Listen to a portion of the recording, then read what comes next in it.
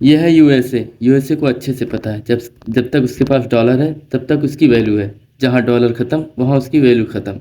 इसीलिए डॉलर को बचाने के लिए ही वो दुनिया भर में वार कराता है। अब वो क्यों कराता है, कैसे कराता है, मैं आगे बताता हूँ। कंट्री का नाम है इराक। इसके लीडर हैं सद्दाम हुसैन। इन्होंने कहा कि मैं डॉलर में ट्रेड नहीं करूँगा, यूरो में ट्रेड करूँगा। अगर करना है तो करो, वरना नहीं। तो ये बात अमेरिका के इनसिक्योरिटी को पता चल गई और उन्होंने कहा कि अगर यूरो में ट्रेड हुआ तो डॉलर को कौन पूछेगा। इसी बात के लिए सद्दाम हुसैन को भी एलिमिनेट करा दिया। उसके बाद ईयर 2010, कंट्री का नाम आता है लीबिया और सुप्रीम लीडर का नाम आता है गद्दाफ़ी। उसने कहा कि मैं डॉलर की जगह गोल्ड दिनार लेकर आऊँगा। बस इतना सुनना था कि अमेरिका ने गद्दाफ़ी को भी एलिमिनेट करा दिया।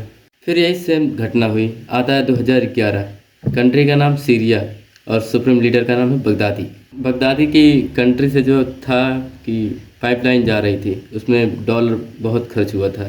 तो बगदादी ने कहा इसे मैं अपनी लैंड से नहीं जाने दूंगा। तो यूएसए ने वही जो किया था पहले, फिर वही किया, बगदादी को भी एलिमिनेट करा दिया। फिर आता है ईरान। यहाँ के सुप्रीम लीडर हैं खामेनेई।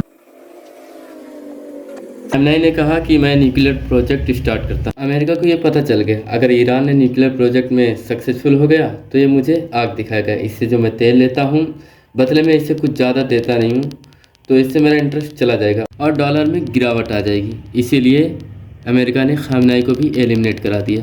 ये जो सारे पैटर्न हैं यूएसए ने सिर्फ डॉलर बचाने के लिए किया और कुछ नहीं। यूएसए को जब किसी कंट्री पर अटैक करना होता है तो वो डायरेक्ट नहीं करता और सबसे पहले उसके ऊपर लगाता है सेंक्शन।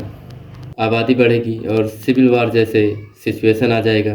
10 रुपये की चीज़ 100 रुपये में मिलेगी और 100 रुपये की चीज़ 200 रुपये में मिलेगी और वहाँ के लोग अपने लीडर के खिलाफ ही उतर आएंगे। और फिर यूएसए की एंट्री होगी, मसीहा बनकर आएगा और कहेगा कि इन सबको मैं बचाता हूँ। और इन सबको गर्भ में डालने वाला कौन है? यूएसए ही है। कहीं ना कहीं देखा जाए पीछे से हर देश को यूएसए ही मार रहा है। कहीं इसको उससे लड़ा रहा है, कहीं उससे लड़ा रहा है। ये यूएसए ही कर रहा है।